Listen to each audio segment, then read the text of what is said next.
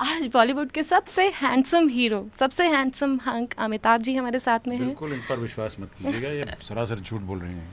नहीं नहीं, मैं बिल्कुल सच बोल रही हूँ, सभी लोग मुझसे एग्री भी करते हैं। प्रकाश जी, आप एग्री करते हैं? सबसे हैंडसम स्टार आज तक के अमित जी हैं।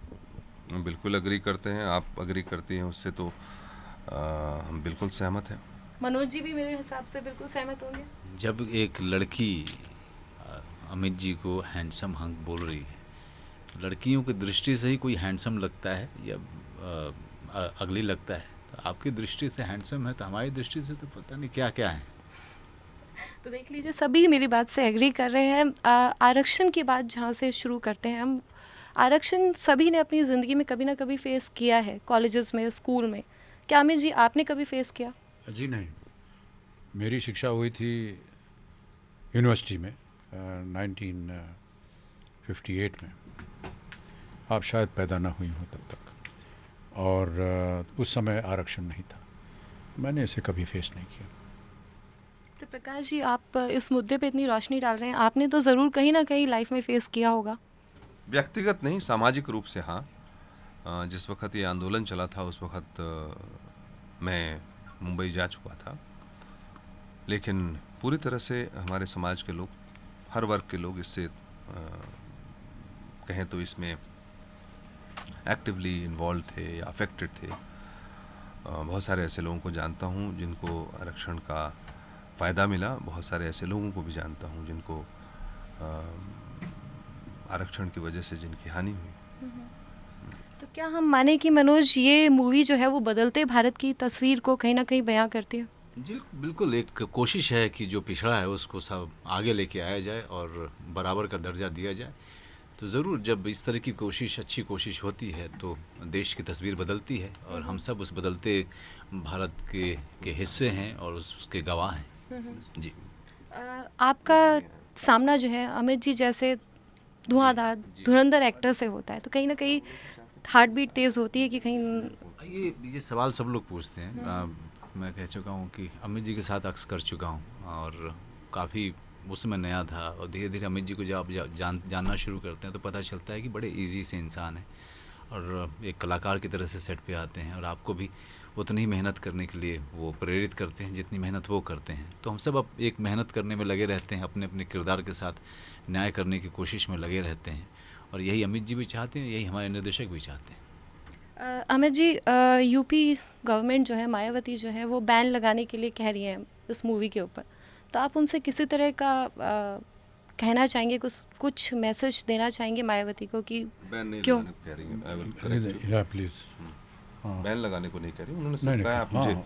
फिल्म दिखा दीजिए। इसके बारे में ज़्यादा जानकारी है नहीं, शायद प्रकाश जी इस पर रोशनी डालें। उनकी तरफ से चिट्ठी आई है एंटरटेनमेंट टैक्स कमिश्नर की, कई तरह की अफवाहें उड़ रही हैं, तो उन्होंने और जायज़ चिट्ठी लिखी है कि भाई आप हमें फिल्म दिखा दीजिए, और उनके स्टैट्यूटरी राइट बनती है किसी फिल्म को वो देख लें चलने से पहले, या किसी फिल्म को चलते ही रोक दें। ये स्टेट गवर्नमेंट का अपना राइट है, और ये कानून है, और कानून को हम पूरी तरह से अवॉइड करेंगे। बल्कि पहले सरकार हैं जिन्होंने लिख के कम से कहा कि भाई आप हमको फिल्म दिखा दीजिए, नहीं तो बाकी अब तक और किसी ने मुझसे संपर्क करके नहीं कहा है। बॉलीवुड में आरक्षण की बात करें तो भारतीय कई फिल्म इंडस्ट्री। भारतीय फिल्म इंडस्ट्री में अगर आरक्षण की बात करें तो कहीं ना कहीं जो बेटे को प्रमोट करते हैं फादर्स, तो आपको लगता है कि इस तरह का आरक्षण भी बंद होना चाहिए? हमने तो नहीं किया, और ना ही कोई पिता जो है अपने बेटे को इस तरह आपको प्रमोट। छोड़ के बात करें तो? नहीं, किसी के परिवार मैं में भी नहीं नहीं कर सकता। कोई कर ही नहीं सकता है, क्योंकि ये जो व्यवसाय है, प्रोफेशन है, ये काबिलियत पे चलता है। अगर आप में काबिलियत है तो आपको कोई नहीं रोक सकेगा। आप चाहे किसी के भी बेटे हों, अगर आप में काबिलियत नहीं है तो आपको कोई नहीं नहीं लेगा। तो सर आप बेटे की फिल्म बना करके घर में देख सकते हैं, बिल्कुल। प्रॉब्लम नहीं है। बिल्कुल ठीक बात है। जनता देखेगी वही चलेगा, और जनता किसका बाप है, बेटा है। जितने भी बाप की बात कर रहे हैं, बापों की बात कर रहे हैं, पिताओं की बात कर रहे हैं, उन्होंने जब शुरुआत की थी अपनी फिल्म इंडस्ट्री में, तो वो कहाँ से आए थे? मेरे ही उदाहरण ले लीजिए। मेरे आगे पीछे तो मेरे परिवार का कोई शख्स था नहीं फिल्मों में, और ना ही कपूर ख़ानदान के पृथ्वीराज कपूर, और ना ही सुनील दत्त, जी कितने भी हैं, सबका आप ले लीजिए। राजनीति में भी होता है ऐसे, व्यवसाय में भी होता है, ये बहुत आम चीज़ है। लेकिन एक बात तो माननी पड़ेगी कि आज तक आपको कोई भी रिप्लेस नहीं कर पाया। सबसे पहली बात, इसका राज क्या है? आपके पास कोई मिठाई शक्कर घी वगैरह है क्या? तो खिला दें आपको। अच्छी अच्छी बातें कर रहे हैं आप हमारे। नहीं नहीं, ये बात ऐसा बिल्कुल गलत है धारणा आपकी। और मैं ये सब सुनने का आदी नहीं हूँ, इसलिए इसका उत्तर भी नहीं दे पाऊँगा। कृपया इस तरह के वाक्य मत बोला कीजिए, मैं बहुत एम्बेरस्ड हो जाता हूँ, बड़ा हम्बलिंग है ये हमारे लिए। लेकिन अच्छा, एक बात जो मैं जानना चाहती हूँ, क्योंकि बचपन से आपको देखते हुए बड़े हुए हैं, फिटनेस का राज क्या है आपका? दिन में तकरीबन 40 इंटरव्यू देना, ये मेरा फिटनेस का राज है। नहीं, मैं सही कह रहा हूँ आपसे। एक दिन में आप 40 इंटरव्यू कर दीजिए, आप एकदम स्वस्थ और सुखी रहेंगे। हमें देखिए, सुबह 6 बजे से लगे हुए हैं, और अब क्या बज रहा है भैया? 6 बजने जा रहे हैं। तकरीबन 12 घंटे हो गए हैं, बिना रुके, बिना कुछ खाए पिए हम लोग यहाँ खड़े हैं, दर दर घूम रहे हैं यहाँ से वहाँ।